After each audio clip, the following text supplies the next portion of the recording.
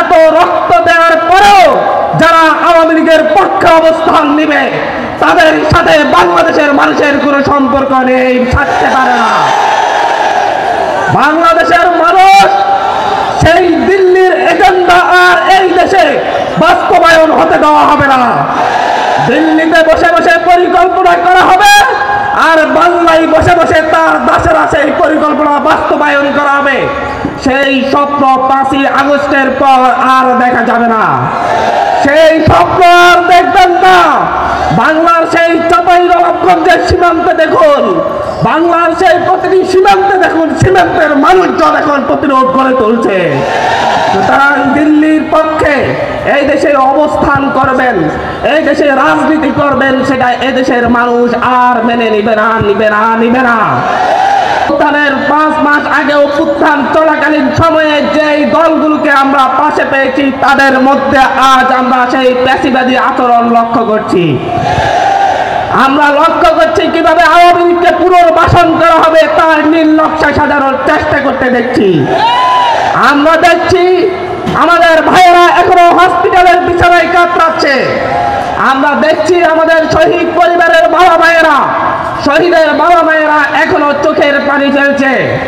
কিন্তু বিভিন্ন দলের পক্ষ থেকে বলা হচ্ছে আওয়ামী লীগ রাজনৈতিক দল, তাদেরকে নিয়েই আগামীর বাংলাদেশে তারা রাজনীতি করবে। আমরা বৈষম্য বিরোধী ছাত্র আন্দোলনের পক্ষ থেকে সুস্পষ্ট বলছি, এত রক্ত দেওয়ার পরেও যারা আজকে অভ্যুত্থানের 5 মাস পরে যখন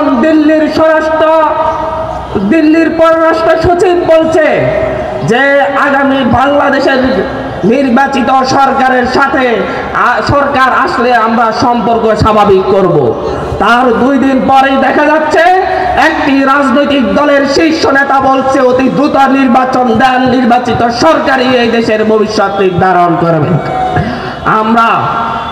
আমরা দেখছি হঠাৎ করে এসে বলা হচ্ছে ডক্টর মোহাম্মদ ইউনূসের সরকারকে তাদের কাছে নিরপেক্ষ সরকার মনে হচ্ছে না। তারা নতুন নিরপেক্ষ সরকার চায়, যেই সরকার 1/11-তে যেরকম ভাবে কারচুপির নির্বাচনের মধ্য দিয়ে আওয়ামী লীগকে ক্ষমতার মসনদে বসিয়ে দিয়েছিল, বাংলাদেশকে তাদের দাসত্বের, ভারতের দাসত্বের শৃঙ্খলা আবদ্ধ করেছিল, সেই রকম একটি নির্বাচনের মধ্য দিয়ে তাদেরকে যেন এমন একটি সরকার দেওয়া হয় নিরপেক্ষ সরকারের নামে, যেটা তাদেরকে নিশ্চিত ক্ষমতায় বসিয়ে দিবে, সেই রকম সরকার তারা চায়। ইসলামী আন্দোলন বাংলাদেশের নগর সম্মেলনে উপস্থিত ইসলামী আন্দোলনের নেতাকর্মীদেরকে বলছি, এখানে উপস্থিত আছেন আমাদের শ্রদ্ধেয় আলেম, শ্রদ্ধেয় পীর সাহেব চরমনাই, উপস্থিত আছেন বাংলাদেশ ইসলামী আন্দোলনের বিভিন্ন পর্যায়ের নেতৃবৃন্দ, সকলকে আবারও সালাম জানাচ্ছি। আসসালামু আলাইকুম ওয়া রাহমাতুল্লাহ। 5ই আগস্টের পরে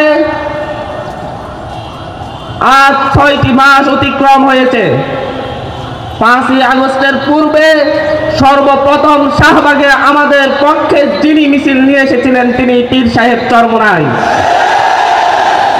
সেদিন প্রেস ক্লাবের সামনে থেকে যখন আমরা শাহবাগে অবস্থান করছিলাম, পুলিশের রক্তচক্ষু উপেক্ষা করে সেদিন প্রেস ক্লাবের সামনে থেকে চরমনাই পীর সাহেব নায়েবে আমির ফয়জুল করিমের নেতৃত্বে একটি মিছিল এসে আমাদেরকে সাহস জুগিয়েছিল।